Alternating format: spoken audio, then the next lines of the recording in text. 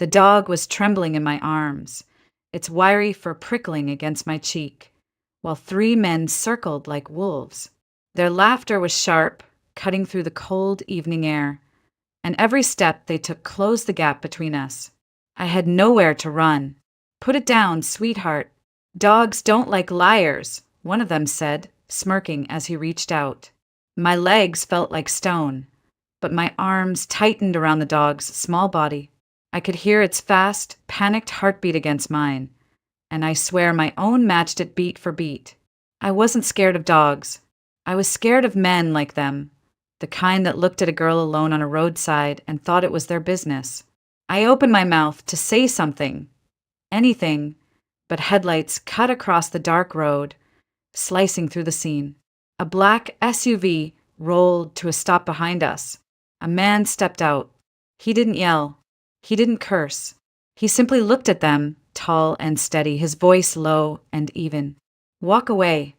Something in his tone made even the loudest of the three flinch. One of them muttered something under his breath, but they backed off, peeling away into the shadows like smoke on wind. The stranger turned to me. His eyes were calm, almost too calm, like nothing we'd just witnessed had surprised him. "Are you hurt?" I shook my head, hugging the dog closer, though my arms were shaking.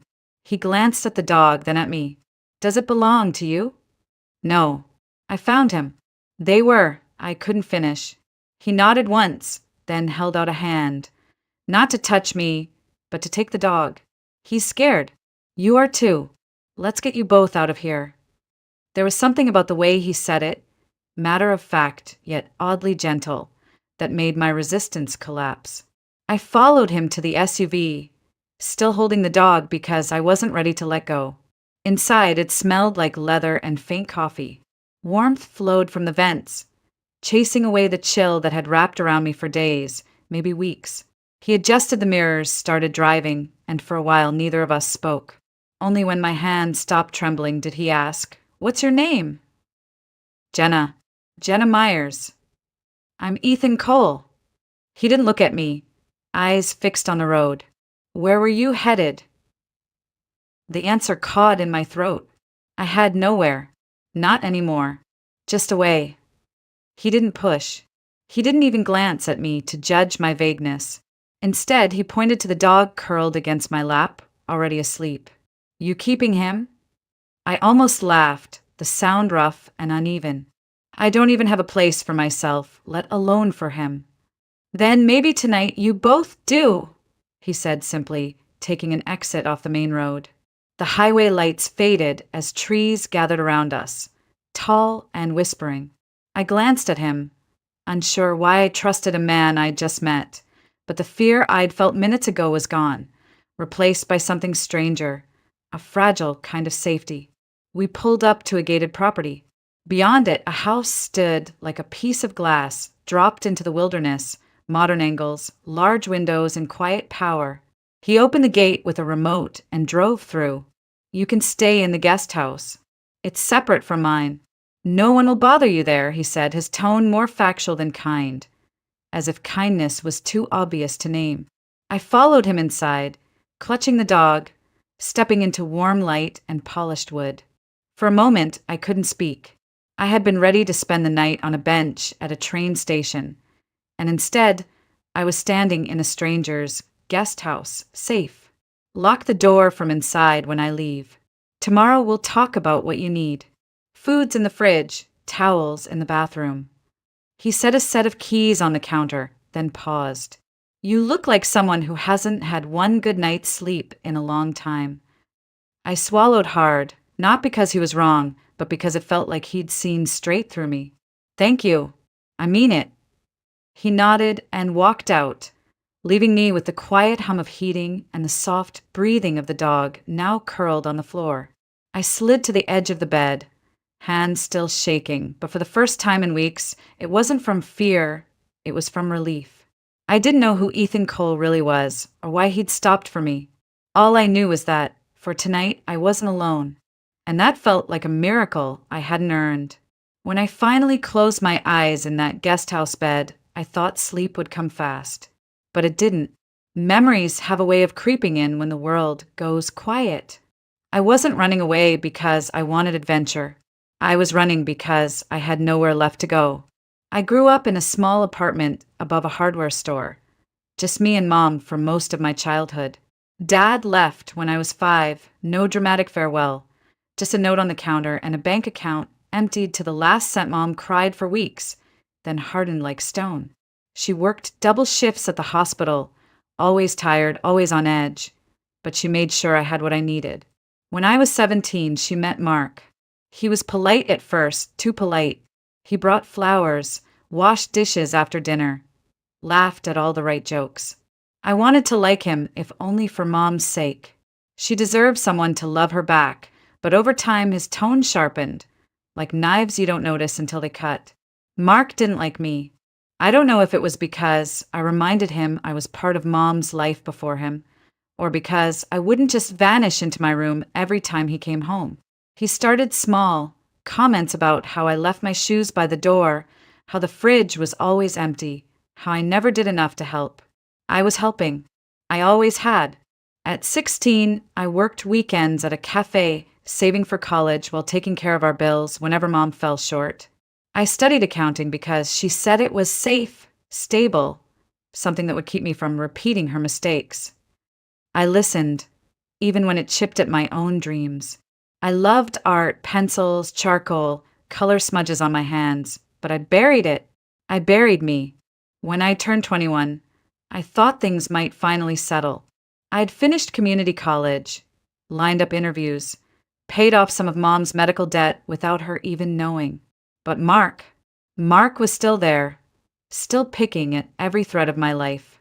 The last fight started over something so stupid it almost feels unreal now. I'd made dinner, pasta, nothing fancy.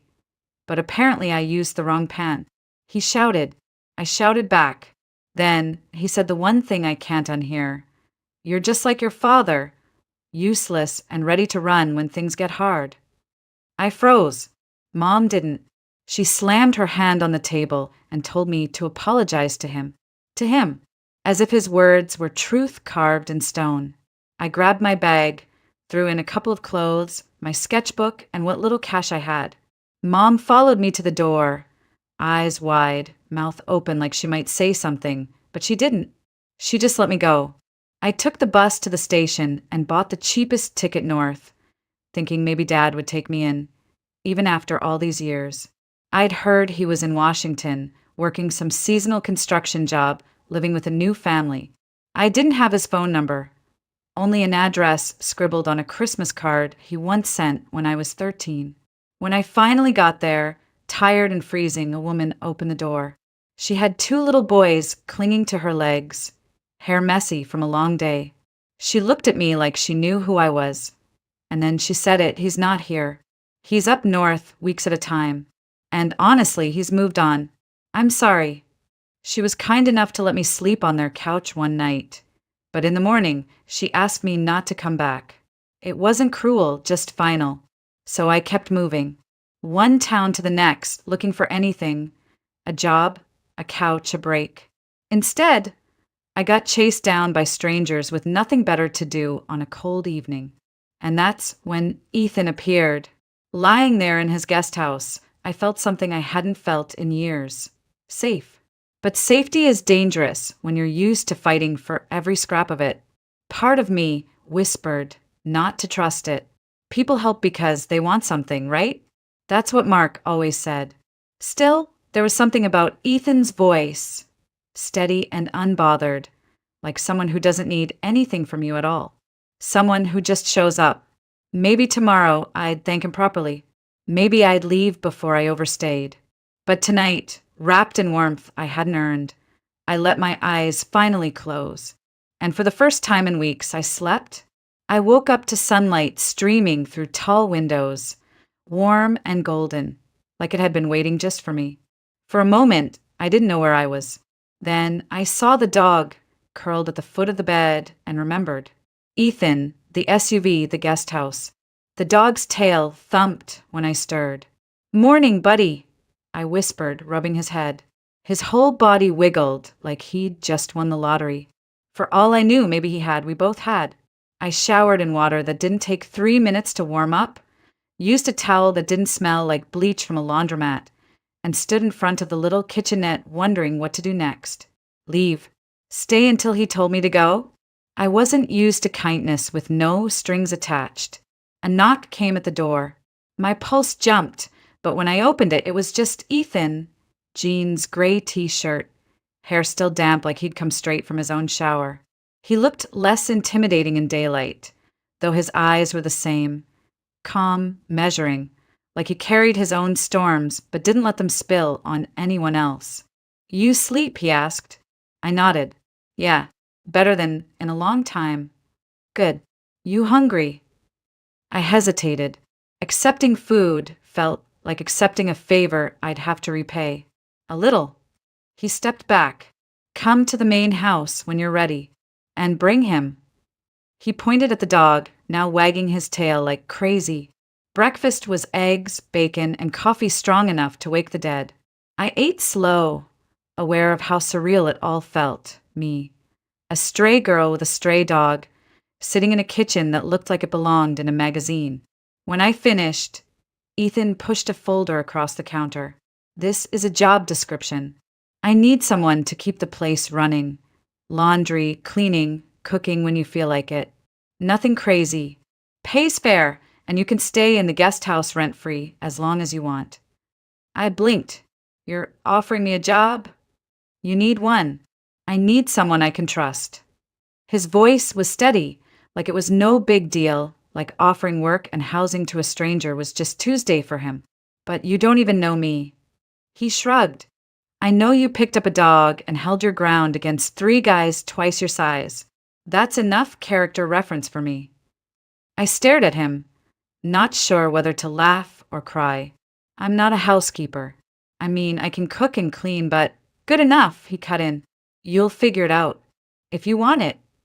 I should have said no. I should have thanked him and walked out before things got complicated. But when I looked out the window toward the guest house, sunlight spilling across the grass like a welcome mat, I couldn't. Okay, I whispered. I'll do it. Something softened in his expression. Just for a second, like a cloud parting. Great. You start today. There's a credit card for groceries, supplies. I'll show you where everything is. By noon, I had my own set of keys, a closet stocked with cleaning supplies, and a refrigerator that actually belonged to me. It wasn't glamorous work, but it was mine. For the first time since leaving home, I wasn't drifting. That night, after scrubbing countertops and folding laundry I hadn't worn, I sat on the guest house porch with the dog, who I'd named Lucky, and watched the sun drop behind the trees. The quiet felt different here, safe, not lonely. I still didn't know why Ethan Cole had stopped for me that night, why he'd trusted me enough to offer a job and a roof over my head. Maybe he was one of those rare people who helped without keeping score. Or maybe he was lonely too. Either way, for the first time in months, I felt something I hadn't dared to hope for. Maybe I'd landed somewhere I could stay at least for a little while. The first week passed in quiet routine. Morning coffee with Lucky wagging his tail at my feet, laundry humming in the background, the soft smell of pine trees slipping through the windows. I hadn't realized how much I craved ordinary days, the kind where no one yelled, where silence wasn't punishment but peace. Ethan kept his distance, which surprised me. I'd expected some hidden condition, some reason he'd taken me in. But he didn't ask questions beyond the basics, didn't hover, didn't pry. He just let me work. The main house was sleek and modern, but somehow warm, filled with natural wood and sunlight. My favorite place to clean was the glass-walled living room overlooking the forest. Sometimes, when no one was looking, I'd stand there with a cloth in my hand and breathe, just breathe. It felt like standing inside a painting. And maybe that's what sparked it, the urge I hadn't felt in years. I dug out my old sketchbook from the bottom of my bag one evening.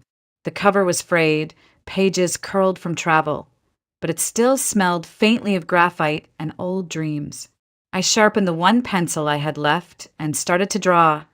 First, Lucky curled up on the porch, then the row of fir trees outside, then the guest house itself. My hands remembered even when my mind had forgotten. Lines flowed easily, shapes turning into life. I lost hours to it, so much that when I finally looked up, night had settled over the property and I'd missed dinner completely. The next morning, I found Ethan standing at the porch railing, holding one of my sketches. I froze, heat rushing to my face. "This yours?" he asked, turning the paper so the early light showed every pencil mark. "Yes." "Sorry, don't apologize." He looked at it for another moment, then at me. "You're good. Really good." I shrugged, uncomfortable. "It's just a hobby." I was supposed to be an accountant. Safe job, good pay, stable. His mouth tilted just slightly. "You sound like someone repeating what they were told to want." I didn't answer because he was right. That night, he came back from town with something under his arm, a set of sketch pencils and a pad of paper, crisp and new. "For you," he said simply, setting them on the counter. "I can't accept this. You're working. You're earning. Call it an advance on your paycheck." My throat tightened, the kind of tight that comes when gratitude is so sharp it hurts. "Thank you." He nodded once and went upstairs, leaving me staring at the clean white pages like they were some kind of doorway. Maybe they were. Over the next weeks, I filled them. Lucky sleeping by the fireplace, the way morning mist clung to the tree line, even Ethan once, just his silhouette against the kitchen window as he poured coffee. He never said much about the drawings, but every now and then, I'd catch him glancing at one with a look I couldn't quite name. And me? I was changing. I wasn't just cleaning a house. I was building something inside myself I'd thought was gone. The fear I'd carried from my mom's apartment, from Mark's words, from every closed door on the road, it loosened. Slowly, quietly. One night, as I sketched Lucky with his head on my lap, I realized I hadn't thought about leaving in days. I hadn't rehearsed excuses or mapped bus routes or counted how many dollars I had left. For the first time in months, maybe years, I wasn't surviving. I was living. It had been almost a month since that night on the roadside. I'd slipped into a rhythm. Early mornings with coffee and Lucky. Afternoons cleaning. Evenings sketching by the big glass window while the forest whispered outside. For the first time in a long time, life felt safe. And then she arrived. I was in the kitchen, kneading bread dough for dinner, when I heard the sound of tires on gravel. A sleek silver car I'd never seen before stopped outside the main house. A woman stepped out, tall, elegant, the kind of beauty you see in magazines. Hair glossy and perfect, heels clicking against the stone walkway. She didn't belong here in the quiet woods. She belonged somewhere loud, where people looked at her just to feel small. Ethan was on the porch when she approached. I couldn't hear what she said at first, but I saw him stiffen slightly, like someone bracing for bad weather. He let her inside. Something in my chest tightened, an ache I didn't have a name for. I told myself it didn't matter. Why would it? I was just the help, the girl who scrubbed floors and folded laundry. Whatever Ethan's life was beyond this property had nothing to do with me. Still, I couldn't stop my feet from moving closer, pausing just outside the dining room door where their voices carried. "Don't pretend you don't know why I'm here," she said, her tone smooth, almost sharp. "You're wasting your time with her. Jenna's none of your business, Alana." Ethan's voice was steady but colder than I'd ever heard it. "She's living on your property, playing house while you—" She stopped, probably noticing the shift in his eyes. "I'm just saying, you have a reputation. People will talk." There was a silence long enough to make my skin prickle. "Let them," Ethan said finally. "You don't get to tell me who I help." Alana scoffed. "Help? That's what you call it." That was enough. I stepped back, heart pounding, and hurried to the guest house before they could see me. My hands shook so badly I nearly dropped the mixing bowl. Help. That's all this was to him? I knew I should be grateful. I had a roof, a job, safety. I owed him more than I could ever repay. But hearing her words felt like being back in that apartment with Mark telling me I'd never be enough. Mom looking away because it was easier than choosing sides. That night, I barely touched dinner. Ethan didn't say anything, though he noticed. I could tell by the way he lingered in the doorway longer than usual, eyes narrowing slightly, like he wanted to ask but decided against it. Later, I packed a small bag, just in case. I'd learned not to stay anywhere too long, not to let roots take hold where they weren't welcome. But before I could zip it close, there was a knock. Ethan stood there, one hand on the doorframe, expression unreadable. "Elena's gone," he said simply. I nodded, avoiding his eyes. She made some good points. Maybe I shouldn't stop. His tone left no room for argument. "She doesn't speak for me. You're not going anywhere unless you want to. Understand?" I swallowed hard. "Why would you defend me? You barely know me." His gaze softened just slightly. "Because I know enough. You work hard. You don't take handouts. And you've brought life back into this place. Don't let one bitter voice chase you out." I didn't answer, because I didn't trust my voice not to crack. Instead, I nodded and sat down on the edge of the bed, feeling like my chest might cave in from relief, and something else I didn't want to name yet. Lucky curled against my feet, as if agreeing we weren't going anywhere. Not tonight. 2 days passed after Elena's visit, and things felt different. Ethan wasn't avoiding me, but there was a heaviness in his eyes I hadn't seen before, like he'd been carrying a weight I couldn't name. He still left early for work, still came home late, but now he lingered more, asking how my day was, what I'd drawn, whether Lucky had chewed another pair of boots. One evening, just as I was drying dishes, he stepped into the kitchen, cleared his throat, and leaned against the doorframe. "Can we talk?" I set the plate down carefully, because his tone wasn't casual. "Sure. What's wrong?" "Nothing's wrong. It's about my parents."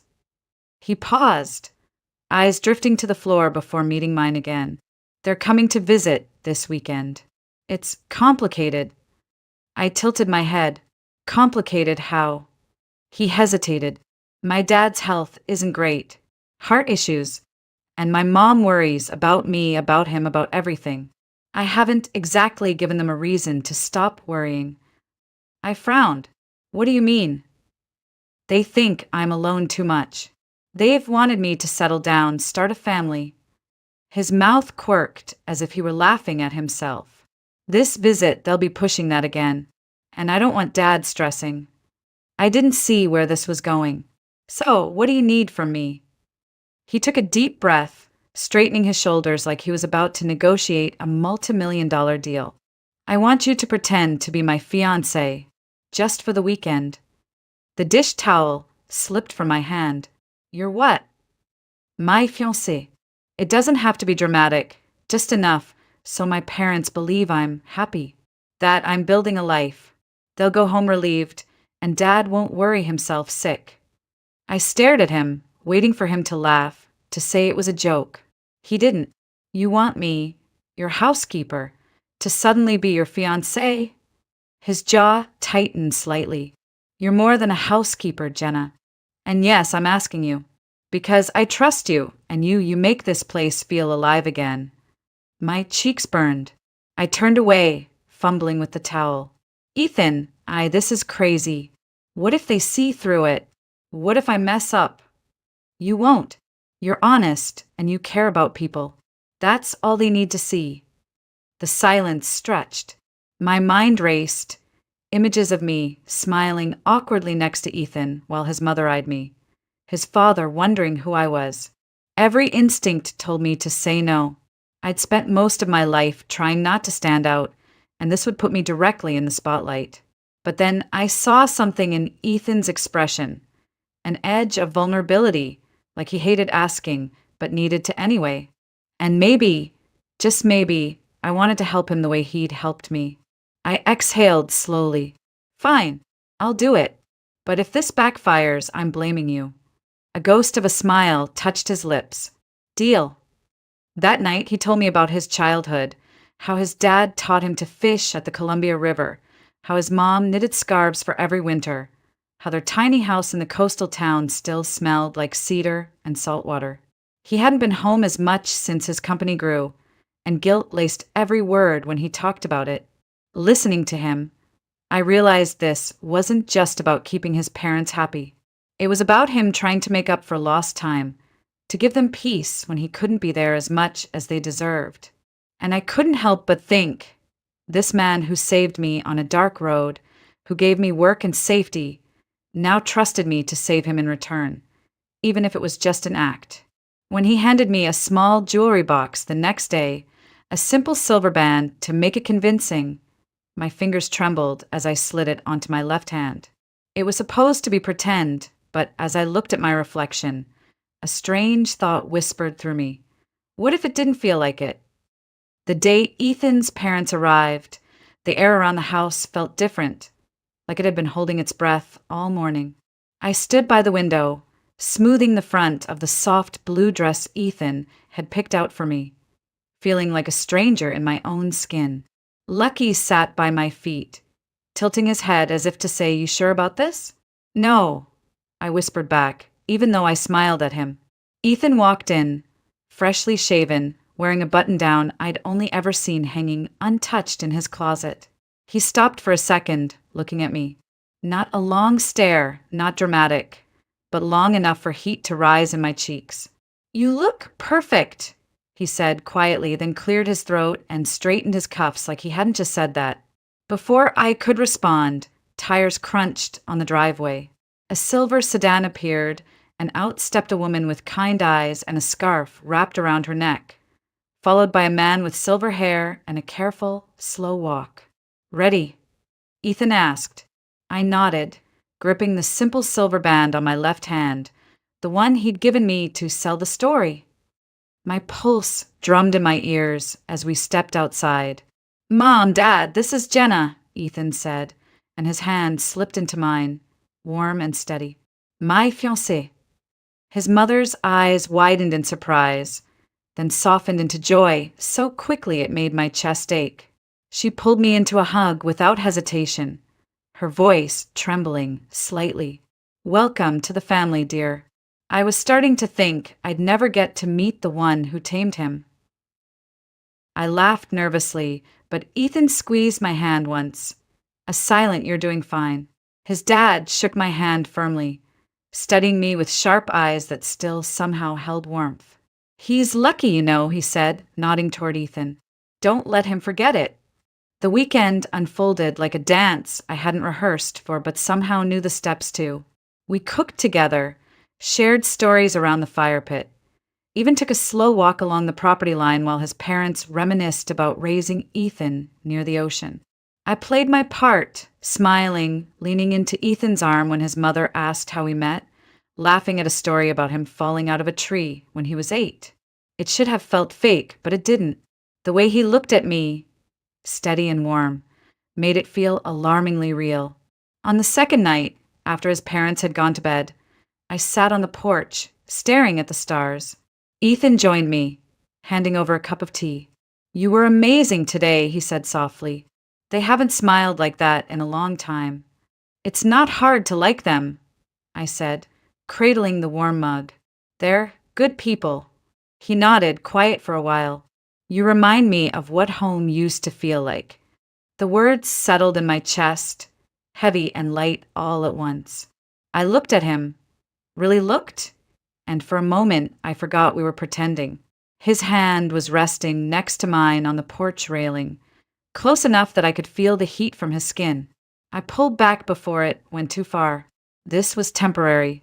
It had to be. The next morning, his mom gave me a gift, a soft, hand-knitted scarf in shades of cream and gray. "I made this last winter, not knowing who it was for," she said, smiling. "Now I do." Something inside me cracked.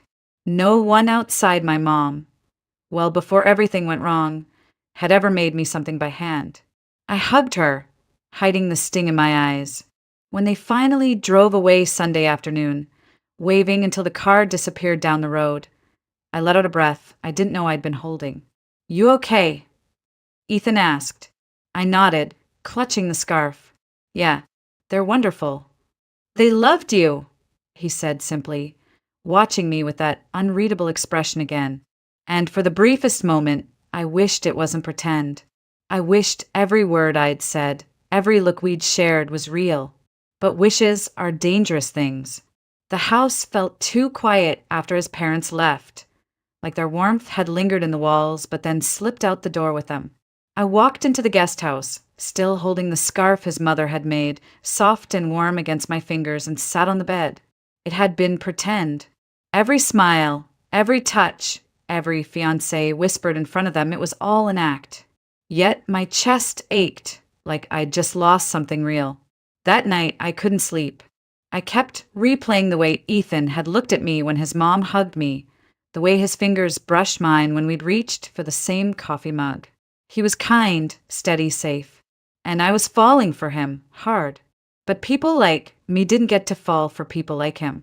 I'd been a runaway, a girl with no family to introduce, no grand plan for the future.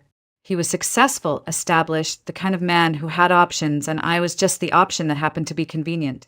The next morning, I made a decision. When Ethan came down for coffee, I was already at the counter, bag packed and Lucky's leash in my hand. His brow furrowed instantly.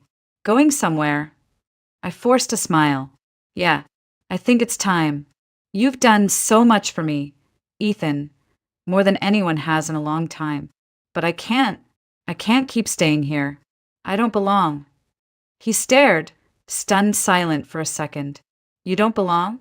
Jenna, where is this coming from? I swallowed hard, gripping the leash tighter. You don't need me.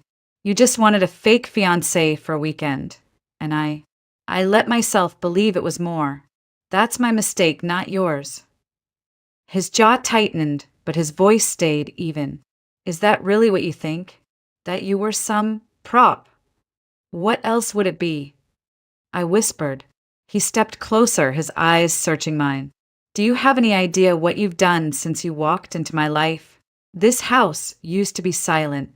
I came home every night to empty rooms and noise only from the fridge running. And then you showed up with a stray dog and a sketchbook, and suddenly it felt like home again. I blinked, startled. Ethan, no. You need to hear this. His voice softened, deep and rough all at once. When I asked you to pretend, it wasn't because I needed a lie. It was because I wanted my parents to see what I've started to feel, even if I couldn't say it yet. You weren't a stand-in. You were you. Something inside me cracked open. I hadn't realized how badly I needed someone to choose me. Not for what I could do, not for what I could give, but just for being me. I felt the sting in my eyes before the tears fell. Why would you care about someone like me? He reached up, gently brushing his thumb against my cheek to catch a tear. Because you're stronger than you think, Jenna. You walked away from a life that crushed you, and you're still standing. You make art out of pain. You care about every living thing you touch, even strays like me. That made me laugh through the tears, and he smiled, soft and crooked, like he hadn't done that in years. Please don't go, he said quietly. Not because I need help in this house. Not because of some fake story. Stay because I don't want us to end. The word us landed like sunlight after rain, warm and startling. I dropped the leash and stepped closer, the scarf still clutched in my hand. Okay, I whispered, barely audible. I'll stay. Lucky barked once, as if sealing the deal, and Ethan laughed, a real laugh, deep and unguarded. Then he pulled me into his arms, slow and certain, like he was afraid to break the moment. For the first time in years, I wasn't running from something. I was running toward someone. 3 months later, the guest house wasn't a guest house anymore, it was home. My clothes hung neatly in the closet. Lucky had his own bed by the window, and my sketchbook collection had doubled, then tripled, until I had to buy a shelf just to hold them all. Ethan's parents visited more often now. Each time, his mother hugged me like I'd always been hers, slipping another homemade scarf or a jar of her peach jam into my hands. His dad teased Ethan about finally growing up, but every word dripped with pride. They didn't look at me like I was pretending anymore, because I wasn't, and neither was Ethan. We were still learning each other, still figuring out what it meant to be two people from different worlds, choosing the same path. But there was no pretending in the way he reached for my hand at the grocery store, or the way his eyes softened every time I laughed, or how he sat quietly on the porch while I sketched, like he didn't want to disturb a sacred moment. One crisp Saturday morning, he told me to dress nicely. "Just something comfortable," he said, grinning like he was keeping a secret. I followed him to a small building in town, with a scent of oil paints and paper hung thick in the air. It was an art gallery. My art gallery. He'd spoken to the owner weeks ago, showing her my sketches without telling me. Now they hung on the walls, Lucky curled on the porch, the forest mist behind the guest house. Ethan himself leaning against the railing with that thoughtful expression he always tried to hide. My throat tightened as people walked around, studying them, pointing out their favorites. "Ethan, I can't believe you did this." "You deserve it," he said simply, standing behind me, his hand warm on my shoulder. "You gave this place life again. Let people see what you see." That afternoon, a woman bought one of my drawings, a simple pencil sketch of the guest house. I stood there in shock as she handed over the check, whispering, "There's so much peace in it. It feels like home." Home. That word used to feel dangerous to me, like something that could vanish without warning. But now it felt steady, like roots finally finding soil. Later, after everyone left, I stood in front of one last piece, the one Ethan had secretly convinced me to finish for the opening. It showed all of us together, Ethan, his parents, Lucky at our feet, and me, smiling in a way I hadn't known I could. I traced the edge of the frame with my fingertips, heart full. "I think I'm finally done running," I said softly. Ethan stepped beside me, slipping an arm around my waist. "Good," he murmured, pressing a kiss to the top of my head, "because I wasn't planning to let you anyway." I leaned into him, the smell of cedar and coffee wrapping around me like the scarf his mother had made, and smiled. For the first time in a long time, I wasn't wondering where I belonged. I already knew. I belonged here with Ethan, with Lucky, with a life I'd built from the ashes of everything I'd lost.